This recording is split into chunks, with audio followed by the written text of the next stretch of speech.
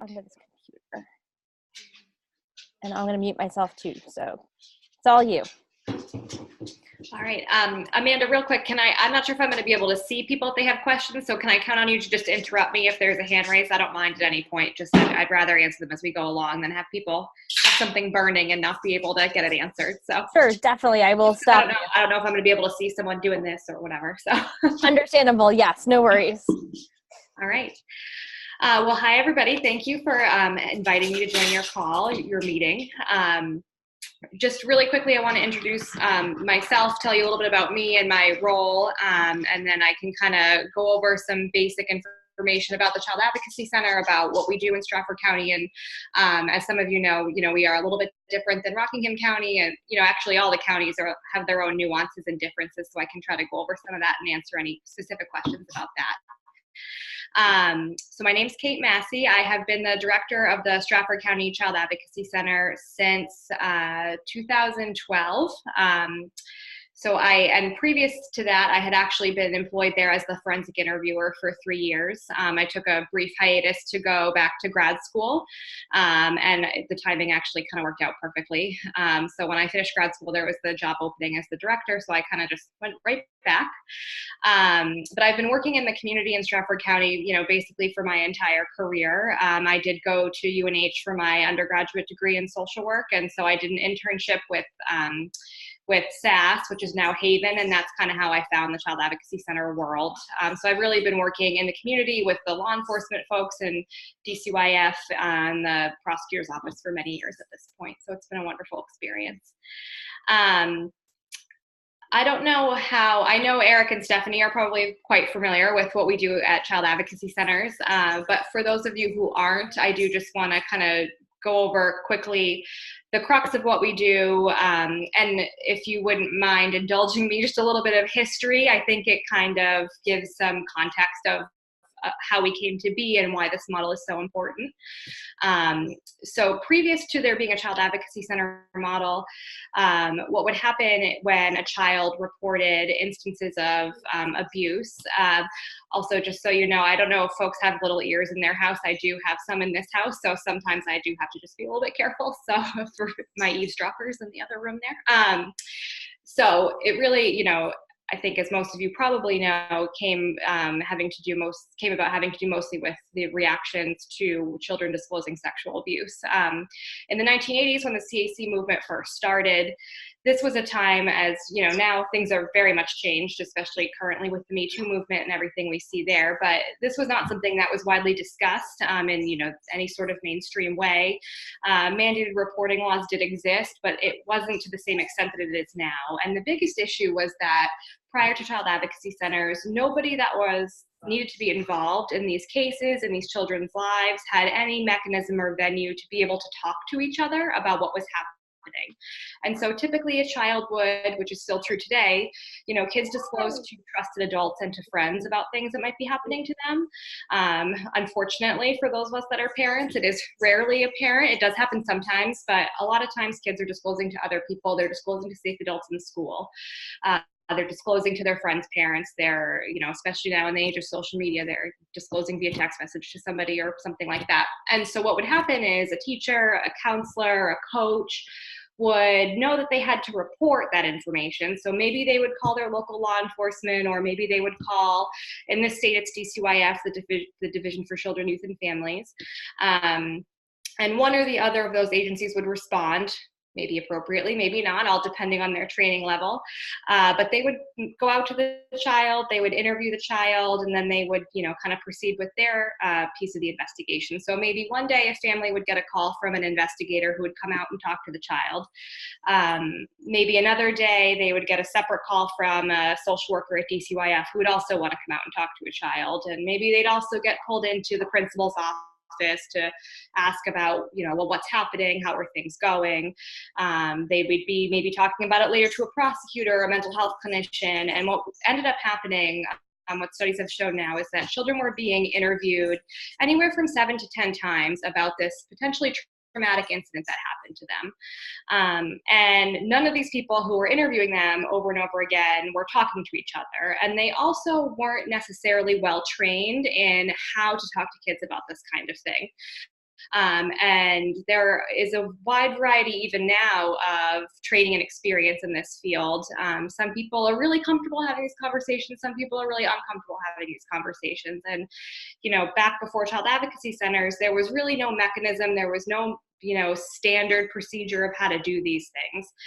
And actually the first child advocacy center that opened was in Huntsville, Alabama, and it was actually a grandmother that more or less yelled at a prosecutor in that vicinity and said, you know, he called up to say, hey, can you bring your kid in? I want to talk to them about, you know, what happened to them. And the grandmother said, no, I'm not bringing this kid to you. She's talked to 37 people. You know, why don't any of you people talk to each other? You know, you would have known that the detective was here yesterday, and you would have known that the social worker was here a week before that. Like, we're done, we're maxed out. And that is really kind of how child advocacy centers came to be, sort of the birthplace of them in Huntsville, Alabama, which I just think is so interesting. And also leads to us attending a lot of training there now, which is a blessing and a curse, I guess, depending on how you feel about Alabama. But so that is where now the National Child Advocacy Center is. And really from that moment has grown this whole movement. And now what happens is that we all talk to each other. And child advocacy centers are spaces where we conduct specialized forensic interviews when there has been an allegation made of child sexual abuse. In Stratford County, we actually see all kinds of things. So we see sexual abuse, we see physical abuse, we see, you know, cases of witness to other types of violent crimes. And we also do see some adult cases, which I can get into in a minute. That's another one of our big differences between other counties. But the forensic interviews are conducted by trained interviewers who have attended, we're very fortunate in this state actually, we have a lot of training dollars, and so our interviewers are very well trained. You have to attend a 40-hour initial forensic interview training in Huntsville, Alabama, in order to first begin doing forensic interviews, and that covers a whole host of topics, you know, including child development, including how to be trauma informed.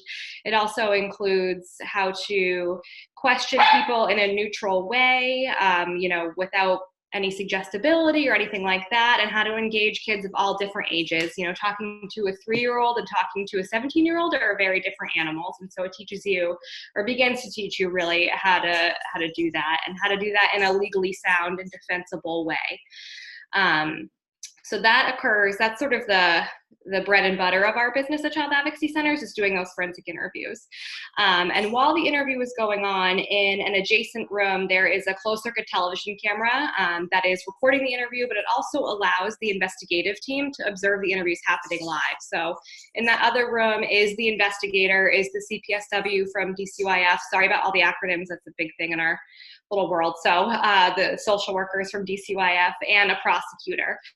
That's kind of the core of our investigative team that can observe live. And at that, in that vicinity, or in that venue rather, everybody is getting all the pieces of their case, you know, met in the same way at the same time by a trained person who knows what they're doing, who's comfortable with the subject matter, and in the best case scenario only has to talk to this child this one time about what might have happened to them. And again, they're also, you know, we're nice to kids, right? Which I know is mind-blowing, but we're not, you know, we try not to be intimidating. We try to really level the playing field, and have just a conversation with them about what might have happened, but also paying attention to trauma response, figure out different ways for different kids, you know, how to ascertain the information that they need to give us. Interviews are, I usually would call it semi-structured. So, you know, not everyone looks exactly the same, but they all kind of start and finish in a similar fashion. You know, we start by getting to know kids, because of course, you know, for the most part, unless it's somebody that we've spoken to before for whatever reason, we're just meeting the family the first day that they arrive at our center. So I have a little bit of information about them, or whoever the interviewer is has a little bit of information about them, but we haven't met them before. We don't have, you know, meetings beforehand before the interviews are scheduled for the most part or anything. So I spend some time getting to know kids. You know, I always like to ask about their dogs because I love dogs. I like to ask about any other pets they may have, just their family in general, what they like to do for fun, you know, kind of what their life looks like. And that also helps me understand a little bit about their speech patterns, about how they narrate, about how they talk about things. And then we also, for some children, when it's indicated, which is most of the time, do what we call a narrative event practice. So that is just a little piece of the interview where we get them to tell us in very specific detail about an event. So, you know, what they had for breakfast, you know, getting ready for school, things like that. And that is a way that we teach them how to talk to us. Because again, we use pretty different language. We use very neutral, open-ended questions, so a lot of tell me about things. And that way, when we're getting them to tell us about, you know, kind of a neutral topic like what they had for breakfast, we can then refer back to that during what we call the allegation phase, when we're exploring what might have happened, and say, you know, tell me all about what happened to you, just like you told me about what you had for breakfast. And that just kind of gives them more of a concrete understanding of the way that we are looking for them to try to get the information. And that way they're telling us in their own words. You know, we're not putting words in their mouth. We're not asking direct, leading, or coercive questions. We're trying to keep it as open as possible to understand the full breadth of their experience. We partner with a lot of really great agencies in Stratford County specifically. Well, all the CACs do, but I can talk more specifically about Stratford County. At our center here, we have myself as the director, and then we have a forensic interviewer who also doubles as our intake coordinator. So she does most of the interviews, but she also, you know, coordinates the team and sets everything up and, you know, makes sure everybody's going to show up when they say they're going to show up and all that kind of stuff. And then we also have what we call a family support specialist, and that position is pretty new, actually. We're pretty excited about that. Well, I say new, it's been almost 2 years. We were able to obtain some extra VOCA funds. I can get into a little bit about our funding in a few minutes as well, but those VOCA funds allowed us to hire an additional position, and what that role looks like is to really keep the families informed from the time that the forensic interview happens until either the case is referred to the county attorney's office for review for prosecution or closed by the police department or DCYF. So that person's really designed as the one person that's going to follow this family through the life of the case, so that families don't feel like they are falling through the cracks. What was happening before we had that position was we do a forensic interview, we do medical mental health referrals for families, which we still do as well, but then we didn't really know kind of what was going to happen. It was really up to the law enforcement or to the DCYF worker to kind of keep them apprised, and those are all positions that are pretty overly taxed. So families really weren't getting the service and the updates that they deserved. So that's been a huge addition. And that position also specializes in making mental health referrals to families and making medical referrals. In Stratford County, the majority of the referrals that we make for mental health care go to community partners. They're the biggest agency. They also take Medicaid, which is important. A lot of the folks that we see utilize Medicaid, and so that's a big piece of the system for us. They also have a really great school-based program. So they have different, deals with the local public schools where instead of having to bring the child to an appointment, maybe after school or at night or something, which can be really taxing for parents. So I'm sure some of you know, they can actually, grab the kiddo at a free period or a class that maybe they're doing pretty well in and do the counseling session in school at that point, which is also pretty helpful. And then our family support specialist has other specialized referrals for folks that maybe don't want to utilize that resource, but that's a really important piece, is getting that kid right into counseling if they're not already. And then the specialized medical care that we make referrals to is through the Child Abuse and Protection Program at Dartmouth-Hitchcock. They have a couple folks who specialize in child abuse pediatrics, and so they have a really specific and wonderful way that they assess these kids. They have just sort of a different perspective and an eye for things that maybe a primary care physician wouldn't necessarily have the training on or have as much of an in-depth understanding of what they're seeing. So those are the two referrals that we really try to push for. I wouldn't say push, but we offer for families. And then, sorry, I'm just referring to my little notes quickly. As far as the adult cases, those look a little bit different. We see pretty much any adult case that the police departments choose to refer to us having to do with sexual assault, domestic violence, or witness to violent crimes. Certainly, I wouldn't say that we see all of the adult cases, especially in domestic violence, because I don't think I would ever go home, unfortunately. It's just something that is really big in our community. But we do see sort of the worst of those cases, I guess I would say. Those interviews look pretty similar, except typically DCYF is not involved because these are adults. They are only involved in in-home child cases. And the interviews are, the questioning types are similar, but we do a little bit less of some of that narrative event practice piece, a little bit less of some of that rapport, because, the adults they know why they're here to talk, and they have, we kind of are able to get to the allegation phase a bit quicker, and also want to be mindful of, certainly don't want to be speaking to someone and treating them like a child, when you're interviewing them and doing the exact same thing. So you really are blending the science of forensic interviewing with also meeting the person where they're at in their own life. But it's something that we see probably less of. I'd say overall, we see probably around 250 to 275 cases a year. The majority of those are children, so maybe 180 to 200 are children, and then the remainder are the adult cases. The biggest difference also is that adults can elect into this procedure. They don't have to make a report. They aren't, there is no mandated reporting in that capacity that, their counselor doesn't have to call in if they're over 18. They have the choice of whether or not they want to call the police or kind of do that thing. And for children, it's a little bit different. Obviously, that's really made out of their hands, out of their control. And usually their parents are more of the driving force behind that, understandably. And our funding source is a little bit different in Stratford County as well. New Hampshire is actually a pretty diverse state when it comes to funding for child advocacy centers. So Rockingham County, and I would say the majority of the counties in New Hampshire, are nonprofit. So they are funded by grants, by donations, community dollars, all that really good stuff, which is great. We also have a medical-based child advocacy center that covers both Grafton and Sullivan counties. They're two counties, but under one child advocacy center up there in the Lebanon, Hanover area. And they are actually part of that child advocacy advocacy and protection program, CAP, which also houses the medical program we refer to. But they're another branch of that, and they just cover the child advocacy centers, or cover the towns that are in those two counties.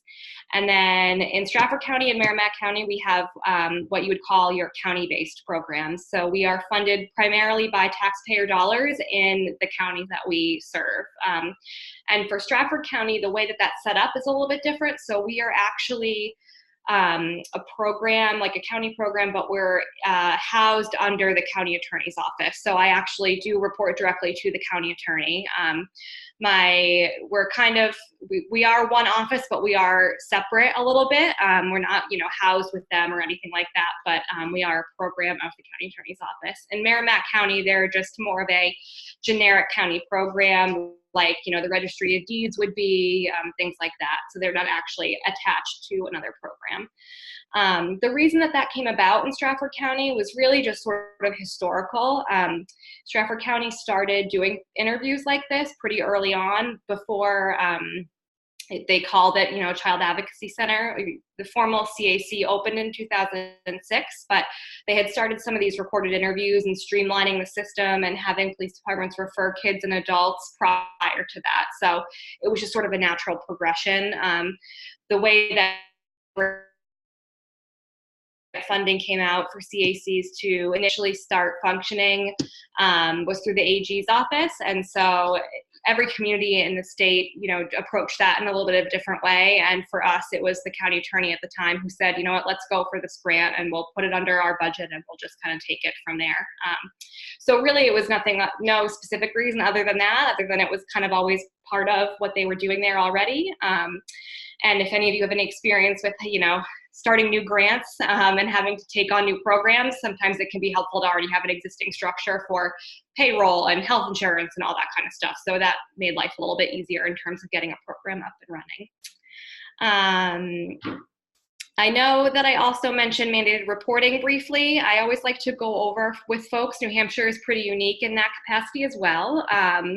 So most states have mandated reporting laws that are specific to folks in certain professions. So you'll see, statutes that say teachers, counselors, clergy, those kinds of folks are mandated reporting. And New Hampshire actually has what's called a universal mandated reporting law. And so any adult in New Hampshire that suspects child abuse or neglect is mandated to report to DCYF. So that's a little bit different. It's not just if you're a teacher, it's not just if you're a counselor, it's anybody. And that's also just the suspicion of abuse or neglect. You don't necessarily have to have proof. You don't have to know for a fact or have seen it happen. You just have to make a good faith report. If you see something like that happen, you can't come back on you if it's a good faith report. If you're doing it maliciously, obviously that's a little bit different, but that's not what most people use that for. If folks are interested in, if you've got businesses that you work with, or if you feel like there's people in your community that would benefit from a more in-depth mandated reporter training, the Granite State Children's Alliance, which is our chapter organization, has a program called Know and Tell. Those of you that I've emailed with probably saw it on the bottom of my email signature, but that is a formalized mandated reporter training that they're offering across the state. And I'm certainly happy to email out information on that if anybody's interested.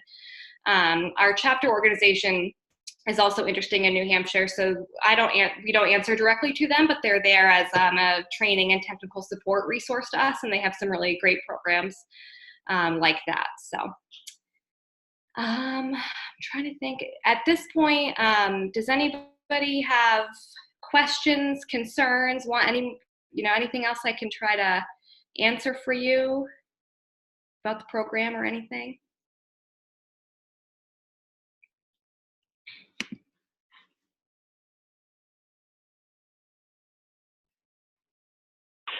Can I just say that I am so excited to hear all these things. I have talked a lot to Lindy, who I know has done a lot of, has gone through the system a while ago before things changed and more recently.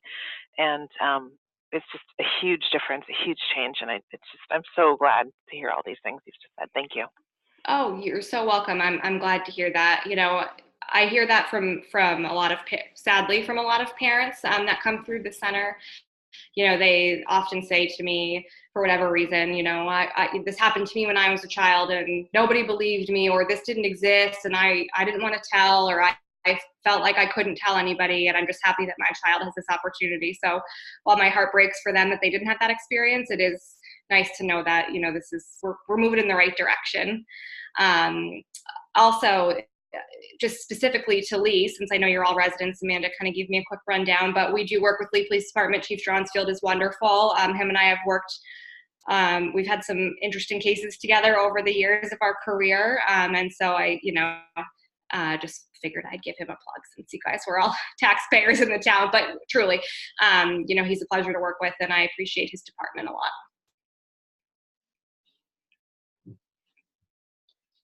Well, thank you for that. Does anybody else have any questions for Kate before we move on to Stephanie, who can kind of put this in a different perspective? No? Well, Kate, don't go anywhere just in case more questions come up. So yeah, absolutely. Thank you. Stephanie, you are up. Please let us know what you do and how you work with youth and what do you see in your daily job? Hopefully not daily, but sure. So I am a prosecutor in the Rockingham County Attorney's Office. I've been with the office basically since 2007. I started in district court prosecution, working for the Exeter and Fremont police departments, and then moved up to do felonies full-time starting in June of 2010. I worked in Hillsborough County for a little over a year, 2014 to 2015, and then came back to Rockingham in 2015.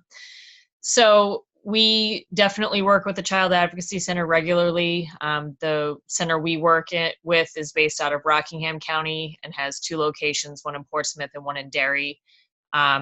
but it basically works the same as Kate outlined in terms of, the whole point is that to bring the children into a place where they feel safe, not a police department, not an office environment where there's people walking around everywhere, but to really allow the child to talk about, if they choose, what happened to them in a non-threatening atmosphere, and also to make it available to other people in the investigative team to have their questions answered. So rather than a detective showing up at the school to talk to the kid, and then a DCYF social worker, and then a prosecutor, they only have to speak to one person one time. What I will say, though, is if cases are going to go forward to trial, we will bring the kids in prior to trial, talk to them about the trial process, what that involves, bring them up to show them the courtroom so they can see where they'll be sitting, where the judge sits, sort of explain how the court process works and what everybody's job is. And then we'll have them review their CAC interview and run through questions with them about what it'll be like to talk about what happened on the witness stand. So I would say one thing that a lot of parents think or believe coming into the CAC is, okay, well, my kid talked about what happened at the CAC, so they don't have to testify. Unfortunately, it doesn't work that way. We still have to have the child come in and testify because the defendant has the right to cross-examine the child. So the CAC interview is certainly a big first step in the process for us, but it's not the end of the process. So it is possible if the case goes to trial, the kid is going to have to talk about what happened again. But certainly we would never force a child to testify if he or she didn't feel that they could do it. So that's basically how we use the CAC in Rockingham County, and probably how most prosecutors use it as well, that it's really the first step of the investigation, seeing what the kid has to say, determining if there's additional follow-up investigation that needs to be done, making sure the kid has support through either referrals to mental health providers, medical providers. A lot of times, the CAC may be their first interaction with mental health services, and a lot of parents are overwhelmed with not knowing where to turn if their child does need help. So that's certainly an important first step in the process, as well as making sure we make those referrals. So I don't know if there's anything else I can answer about the CAC as far as how we use it in prosecution. I don't know if anybody has questions about that.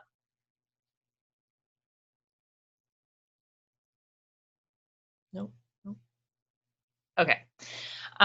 So when I was asked to speak at the meeting tonight, one of the things that I was asked to speak about was a case that I recently prosecuted in Rockingham County, State versus Edward Proctor. So Amanda's email sent out sort of a gist of the case and what happened. But I will say also, just in case anyone was wondering, the CAC was not involved in that case. Luckily, nothing happened to the child, so there was no need for a CAC interview. But essentially what happened is the defendant is a convicted sex offender. He came into contact with a teenager through the course of working as a landscaper, handyman type individual, owns his own business, came across this kid, found out the kid was saving up for a car, and essentially used that information to begin grooming the child. So I did see on the agenda some concern about, grooming, and is there additional legislation that, could be used? And I think this case illustrates that maybe there are some legislative fixes we need to consider. Essentially what happened was the case went to trial. Prior to trial, the defense filed a motion to dismiss, arguing that the defendant did not violate the child care prohibition statute, which is RSA 632A10, I believe. I think it was quoted in the email as well. But basically, there's a statute on the books that if you're a convicted sex offender, you can't work with kids. So you can't be a teacher, counselor, Boy Scout leader, Girl Scout leader, daycare provider, anything that allows you the opportunity to have the sort of have that like balance of power shifting in your favor. So the statutory language deals with, you can't seek out a position that involves the care, instruction, or guidance of minor children, and then gives a list of things like teacher, daycare worker, camp counselor, Boy Scout leader, things like that. So what the defense argued in this case, because essentially what happened was this defendant hired the kid to work with him, and through the course of that employment relationship was driving him to various job sites, a few in Manchester, a couple in a few other towns, brought him to his house to meet his father and stepbrother, I think, gave him soda, which his parents didn't allow him to have. So it was certainly creating an opportunity to find ways to be alone with this child and to have access to this child that he otherwise wouldn't have. So what the defense argued was, well, he didn't seek out this employment relationship because he owns the business. He's not an employee of anybody. He's not entering into this, relationship as the statute prescribes when it talks about, being a teacher and that sort of thing. My argument was, well, if you look at the legislative history and the intent behind the statute, the idea of it is we want to prevent sex offenders from having the opportunity to reoffend. And one of the ways to do that is prevent them from having these relationships with children, from obtaining these positions where they have that balance of power in their favor, where they're able to exert, influence over a child, where they're in situations where they're left alone with the child. And so the court ultimately agreed with me. The case went to trial, and we got a conviction. On appeal, the defense argued that essentially made the same argument about, this was not entering into employment because he employed the child. He didn't accept a position working with a child, but also arguing that the type of work he was doing, being a landscaper, handyman, that's not one of the things that the statute says you can't do. Unfortunately, the Supreme Court agreed.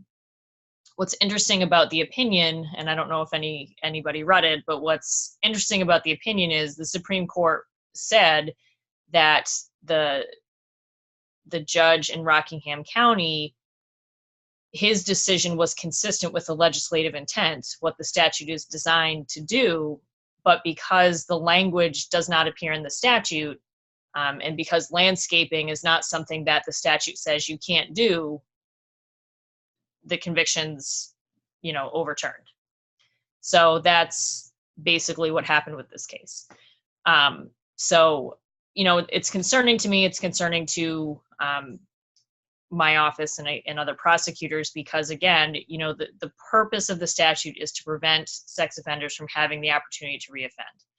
And what was really upsetting about this case was the the teenager that he was employing essentially fit the profile of his past victims. So this was somebody who definitely sought out,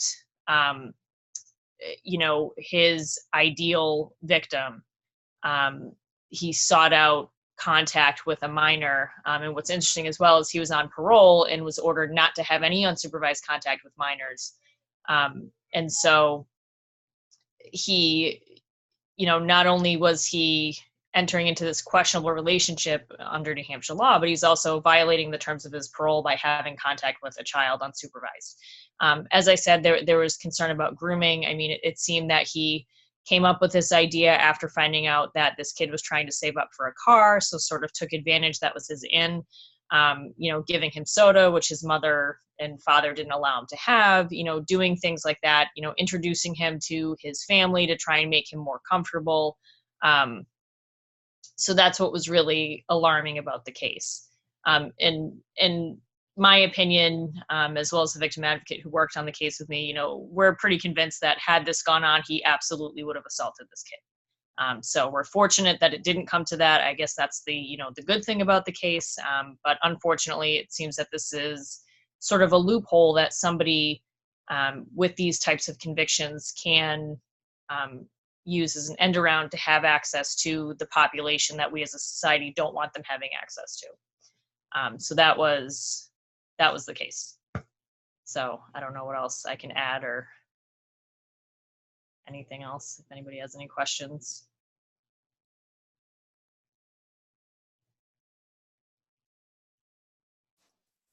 Anyone have any questions? Doesn't sound like it. Well, I'll wear my legislative hat for a moment. And what can we do to fix? Is it just wording that needs to be changed in the statute that would make this a better situation?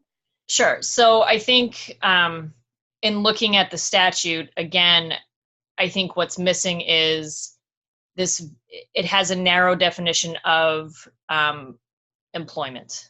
And although this involved my argument was, well, look, he set himself up in this position, and because he owns the business and he's hiring this kid, he's undertaking the care, instruction, and guidance of a minor child. What the Supreme Court said was, well, no, because he's a landscaper, that doesn't qualify under the statute. So do I think we should add landscaper? No, I don't think that'll really get us very far.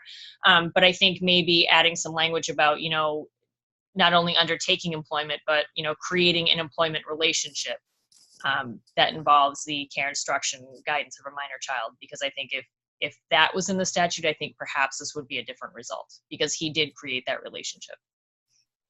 I know you would think he just wouldn't be able to have contact with a minor. I just didn't realize that It was under specific circumstances. Right. Yeah. So, I mean, as I said, part of his parole conditions were no unsupervised contact. So that was certainly still in play. But here he was having unsupervised contact with a minor. So, and it's kind of unfortunate that there's not more that you can do in the situation other than a parole violation, which is ultimately what we were left with. Okay. And wouldn't a parole officer, do they ask those kind of questions? Like, who are your employees, or how would you find out about the situation? Sure. So what happened in this case was the victim or child's mother just happened to look the defendant up on kind of a hunch or, intuition, whatever, and saw that he was a sex offender and contacted his parole officer. So had that not happened, the parole officer may not have known. Mm-hmm. Sex offenders are usually, as part of their parole plan, required to do an annual polygraph exam. And usually during those exams, they're asked about whether they've, reoffended or had contact with minors, that sort of thing. So it likely would have come up in some fashion during that. But if, he may have been shown to be, untruthful on the polygraph, but unless he admits to having this contact, I don't know how else you would really find out about it necessarily. That's scary. Yeah. Kate, do you come across anything similar in your world, or how would you think of a resolution for this? Yeah, unfortunately, we've had similar cases, different circumstances. But I think for me, what the common thread is, and I'm sure Stephanie can attest to this as well, is that even after folks that are identified as offenders are caught, they continue to put themselves in situations where they're going to have contact with children. And that, to me, is the thing that can be so scary, because if they have their own children, or they get into a relationship with somebody that has children, if they're not on parole anymore, there's, and Stephanie, feel free to jump in. Certainly, I'm not the statute expert here, but there's no sort of overarching statute or protections about sex offenders in general once their sentence has maxed out and the parole is completed that says they can't have contact with any children at all, ever. And I think that's a misconception that parents have, and just maybe the community in general, not even parents, but you think that there's some sort of way to approach that. There's of course civil liberties that you have to take into account. I'm not sure that there's a way to legislate that away entirely, but it is something that we certainly do run across. We had a case through our office where, again, nobody was, thankfully, no child was, hurt, but there was a registered sex offender that got himself on the YMCA daycare board in our county. Like, how does that happen? And they face similar struggles of, well, it's not the specific thing in this, it's not listed out specifically in the statute, but the intent, like Stephanie said, is still there. They're still trying to put themselves into a situation where, they're going to maybe have the potential to groom kids and have access to them. So I think in a lot of capacities, this is a really specific example and a really good example, but there are a lot of nuances in statutes of things that can at times make it difficult for the law enforcement to do their job, for prosecutors to do their job. it's unfortunately part of the deal with any sort of legislation. A lot of times you don't realize there's a hiccup until bump up against it. But it's definitely something that we've also run into. Sad to hear. I know. Wish I had better news than that, but I know I don't want to end on that. Someone have a positive note. There's a lot of really good things that happen too. There's a lot of really good impacts that legislation has as well. And there is a bill going forward in the House right now that there's some folks putting forward to increase some specialized medical care for victims. I should have looked it up before. I want to say it's like House Bill 581 or 521. I don't know, Stephanie, if you've heard of it. It's Representative Berrien that's putting it through, but basically it's expands specialized medical services the CAP program that I was mentioning earlier. So legislation can do really positive, helpful things as well for our kids. So that's important to know. That is important to know.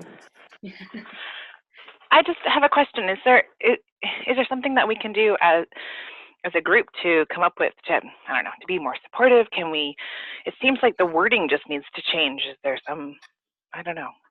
It's sad to think that these kids are in this danger because we worded things wrong in the legislation. How can we support? Is there something we can do? So I think sort of like I said before, one thing to look at is, is there language that could be added? I think in this particular case, just simply adding a phrase of, not only obtains employment or seeking employment, but entering into an employment relationship, and certainly there are people who work a lot more on interpreting laws and what you need to put in statutes, sort of when you're drafting things. But I think, again, the goal with the statute was to prevent sex offenders from having access to children. So thinking about what else can we put in the law to ensure that somebody doesn't sort of, start, I don't know, some home business and then, post an advertisement at the local high school, to have kids come work for them in their home. So I think it's just maybe adding language to the statute about, or employment relationship could have maybe made a difference in this case. And sort of following up on what Kate said in terms of, the no contact with kids provision is something that's only in effect as long as the person is on parole. So in this particular case, yes, this was a parole violation, but once the defendant is released from prison, he's maxed out his sentence. There's nothing else sort of looking over him to ensure that he's not continuing to have access with kids, and there's nothing illegal about him having access to kids after his sentence is done. So I don't know if it's a situation where we need to maybe consider, if somebody has parole violations, is there a way to, introduce legislation to extend parole in certain cases, so that we can continue to monitor people who are not in compliance, and to ensure that they don't just kind of, go through the motions, complete their sentence, and now they can do what they want.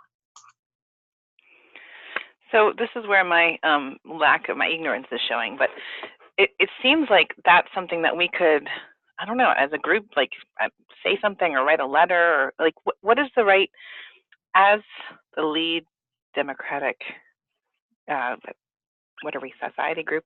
How do we go ahead and this obviously is something that needs to be done. It seems like it's a pretty simple fix to make a big change for a lot of people.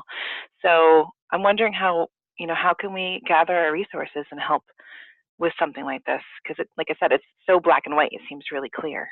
Sure. So I think in this particular case, I think it's important to get the word out. I think a lot of people don't know that this happened and don't know that there is sort of this loophole.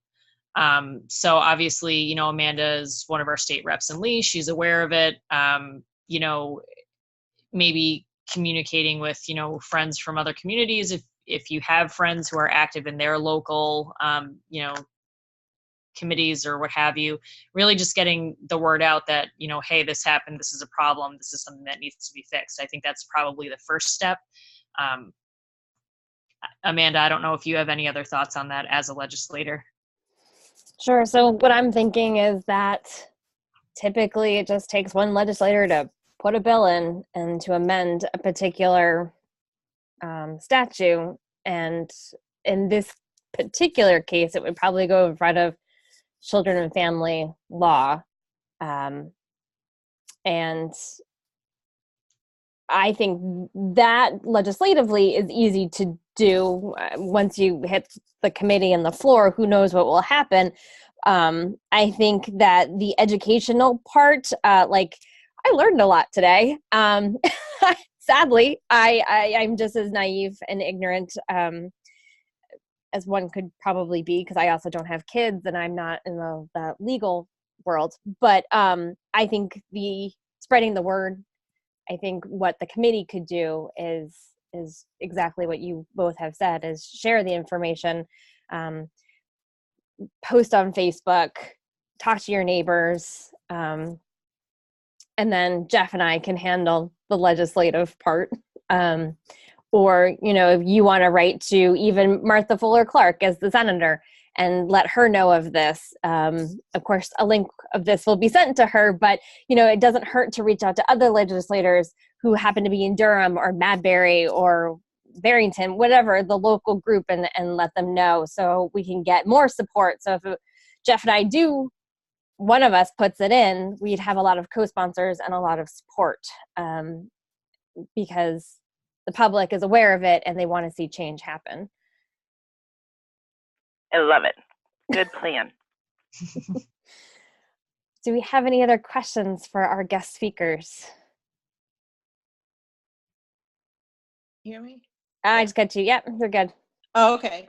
No, just my experience, there aren't a whole lot of people who would go against a law that makes laws for sex offenders more strict. You never know. I don't think you'd have be like, no, need more. Like, just that's scary. I used to work with sex offenders, so yeah. All right. Well, with that, I guess I'll wrap up our first virtual meeting. Thank you all for being here. Thank you, Kat and Stephanie, for being our first guest speakers. You have set the bar high, and I'm now writing down ideas for the next couple of months that will come, to be just as good as the two of you have been. So thank you so much for doing this. And is it okay if I share your contact information with the committee? So in case anyone has any further questions, they can reach out to you. Sure. Yeah, absolutely. Feel free to, email is probably the easiest way to get a hold of me. I know Eric and Stephanie probably both have it, so feel free to blast that out to whoever. I'm happy to try to answer any questions if anything pops up. Terrific. Well, thank you both so much. Thank you all for attending. And we'll see you all, I guess, next month. Well, Kate, not you, but you're always welcome to join in if you want. Thank you. You can be an honorary. You're welcome. You all have a great night. Yes, thank you so much. That was great. Thank you. Bye-bye.